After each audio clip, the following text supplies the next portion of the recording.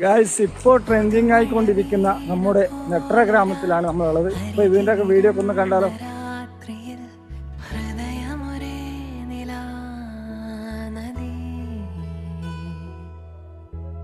ചിറകുകൾ മെല്ലെ നീർത്തിതാ, ചിരിമണിമാല കോർത്തിതാ, നിറയുകയായി മനം സ്വയം.